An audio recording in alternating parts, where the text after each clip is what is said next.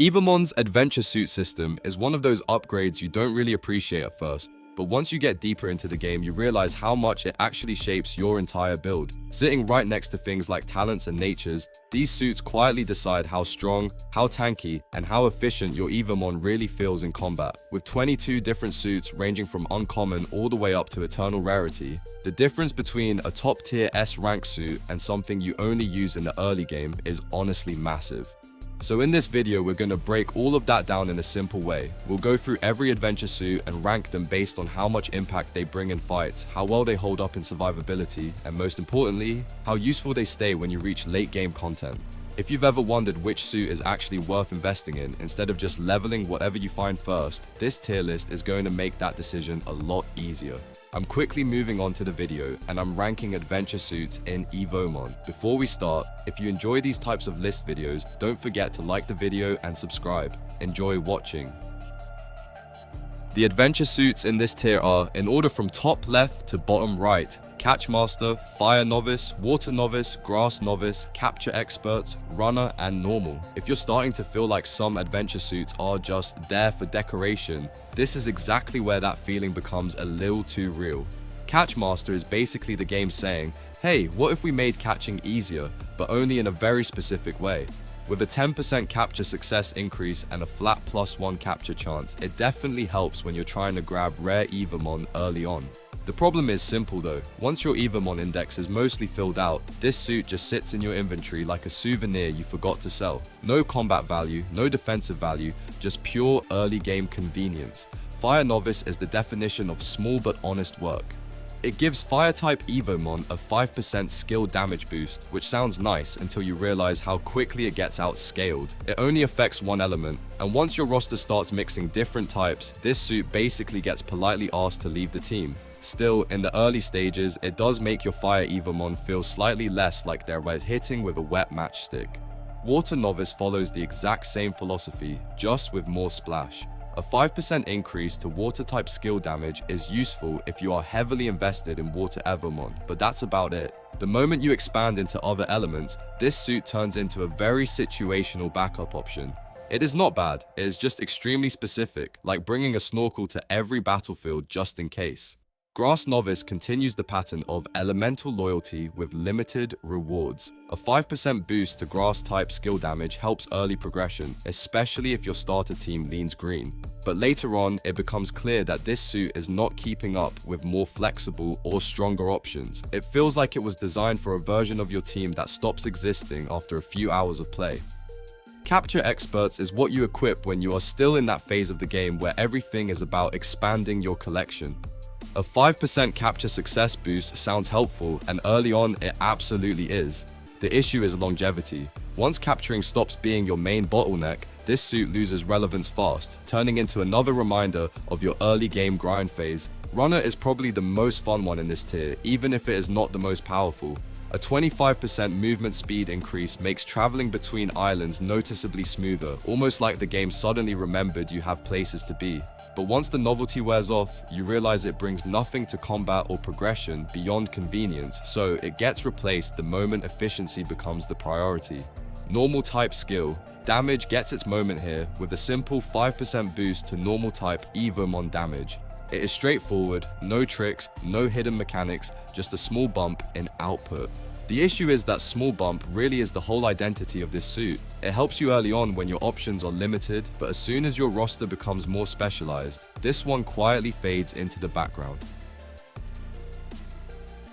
The adventure suits in this tier are, in order from top left to bottom right: Vanguard, Physical Expert, Primal Mage, Special Expert, Treasure Hunter, and Breeder. Some adventure suits look like they were designed to feel powerful at first glance, but once you actually start using them, you realize they are more like very specific tools rather than real long-term upgrades.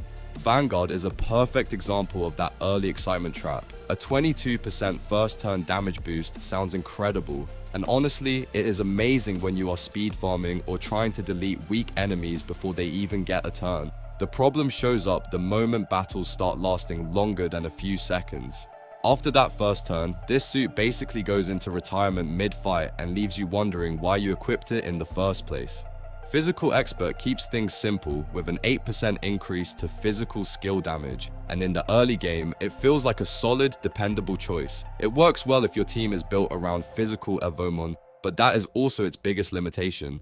The moment your build shifts or your damage scaling changes, this suit becomes awkwardly irrelevant, like a training wheel you forgot to remove. Primal Mage tries to be the safe option for early progression by boosting fire, water, and grass skill damage by 5%.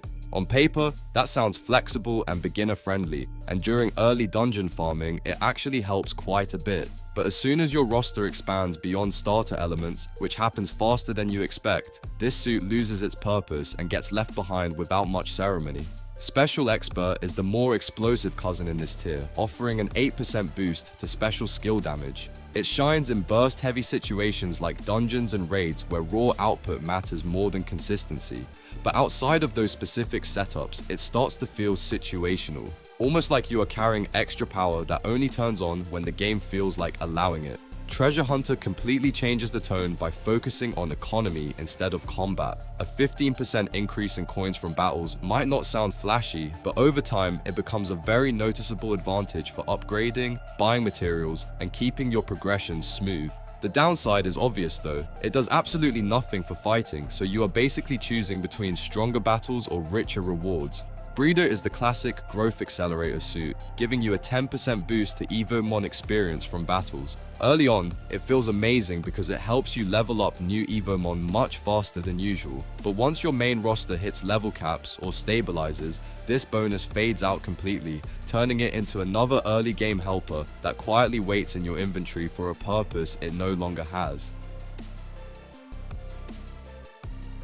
The adventure suits in this tier are, in order from top left to bottom right: Elite Hunter, Pharmacist, Commander, Commander, Monster Hunter, and Guardian. This is where adventure suits start to feel like they actually understand what endgame pressure looks like instead of just being early game convenience tools. Elite Hunter is the kind of suit you forget about until a boss fight suddenly feels 10 times easier.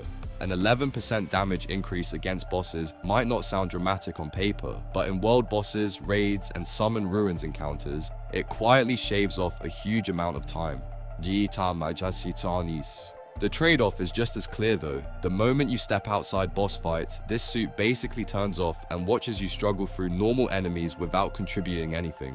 Pharmacist takes a completely different approach by making your potions 20% more effective. It does not help you deal damage, but it absolutely helps you survive situations where things are going wrong fast. In high-level PvE, that extra healing can be the difference between a clean clear and a reset. Still, once your team becomes tankier and more optimized, you start noticing that you are relying on it less and less, which naturally lowers its long-term impact. Commander is all about leading from the front, literally. It boosts your lead Evomon's elemental skill damage by 8%, which makes early and mid-game team building feel much smoother. Your main unit hits harder, clears faster, and carries more weight while your roster is still developing.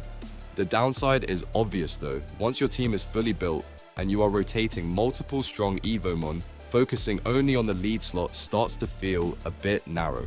Monster Hunter is one of those rare hybrid suits that actually does two important things at once. A 10% experience boost speeds up leveling, while a 15% capture success increase makes catching rare Evomon noticeably easier. It is incredibly efficient during progression phases where both leveling and collection matter. The limitation appears later when experience stops being relevant due to level caps, turning part of its value into dead weight. Guardian is the defensive counterpart to Elite Hunter, but instead of dealing more damage, it focuses on taking less of it. An 11% reduction in damage from bosses makes a huge difference in raids and difficult encounters where survivability decides everything. It does nothing against regular enemies, which keeps it locked into specific content, but in those high-pressure boss fights, it can easily be the difference between barely surviving and comfortably winning. The adventure suits in this tier are, in order from top left to bottom right: Energy Scholar, Champion, Elemental Mage, and Mediator. At this point in the adventure suits lineup, the game stops asking, "What do you need right now?" and starts offering tools that genuinely reshape how your entire team performs. Energy Scholar is basically what happens when the developers decide ultimates should feel like a main mechanic instead of a rare event. Starting every battle with an extra ultimate energy point means your strongest abilities come online much faster than usual, and the 16% ultimate skill damage pushes those bursts into serious boss-melting territory. On top of that, recovering energy after every ultimate creates a snowball effect where fights start feeling faster the longer they go, especially in dungeons and raid content where repeated ultimates decide the pace. Champion is the definition of consistency done right. An 11% increase to all skill damage sounds simple, but that simplicity is exactly why it stays relevant in every single stage of the game. It does not care about elements, team composition, or encounter type. Whether you are clearing early PvE content or pushing endgame bosses, this suit just quietly improves everything you do without asking for any setup or conditions. Elemental Mage is where things start rewarding smarter team building. Instead of a flat bonus, it scales with how diverse your party is, giving up to 10% skill damage when you run a full 5-element team. That scaling makes it feel weak at first, but as your roster expands and your teams become more flexible, it suddenly jumps in value and starts outperforming many fixed buffs. It naturally pushes you toward balanced compositions, which is exactly where late game strategy tends to go anyway. Mediator is the defensive backbone of this tier, and it works in a very unique way. Rather than just reducing damage in general, it lowers incoming elemental damage from the enemy lead Evomon by 8% for your entire team. That makes it incredibly powerful in boss fights, where elemental pressure is constant and unavoidable. Instead of protecting just one unit, it stabilizes your whole squad, which is why it stays valuable in the hardest content where survival matters just as much as damage. The video ends here. See you in another video. Don't forget to subscribe.